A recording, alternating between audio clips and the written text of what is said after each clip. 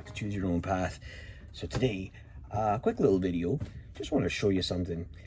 But first of all, we'll talk about sanders. Now, when you're printing either something smaller or to a certain size, you know, you want to get into those little areas, and the hand sanding process takes a hell of a long time. We all do it. Even woodworking, it's one of those things that, you know, you kind of sit there and go, oh crap, you know, now I gotta sand all these little pieces. So I did get a hold of a company. I still am not going to mention the name because they're not responding back as fast as they said they would, so it's a wait and see.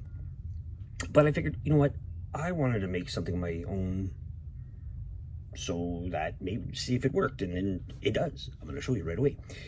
So online, I was watching a couple of creators, and like there's a bunch of them out there.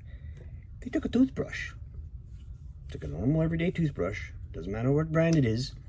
The more expensive, I guess, the better, because it's, you know, it oscillates harder. I took all the bristles off. I just pulled them out with the pliers, and then I ended up putting a this is a Velcro pad, and I put it to the other side. I just epoxied it on there.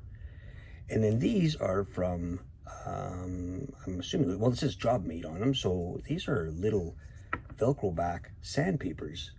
You can see that, and let me tell you, it works. It's not as powerful as, you know, say your normal oscillating tools or whatever, but for what we're going to do, it works. Check this out. It's on there. It's Velcro good. This is more of a failed print.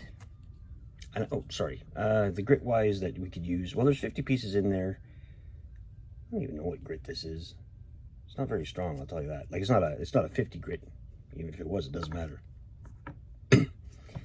Excuse me. So on a failed print that you get lots of layer lines, I like to use wood filler, and I water it down, and then I just brush it on, and I let it dry the next day.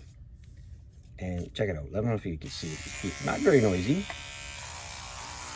and you can see the dust coming off of there. Well, that means it's working.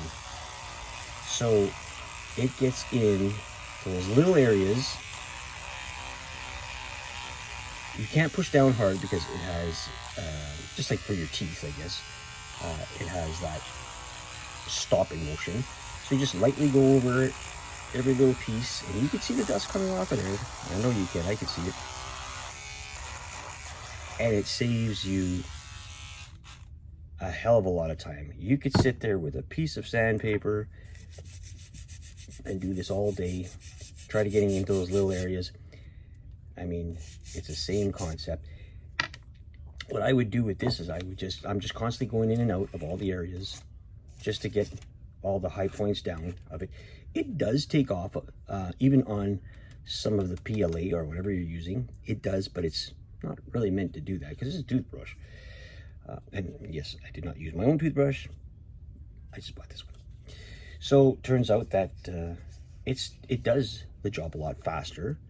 And it gets into those little areas, because when you put your piece on, it has a little bit of an overhang where when you turn it on, you can get in there into those little pieces, but you have to be very careful, like I said, because this doesn't have high power. Now, 2 AAA batteries, very easy to pull out and put back in to get brand new ones.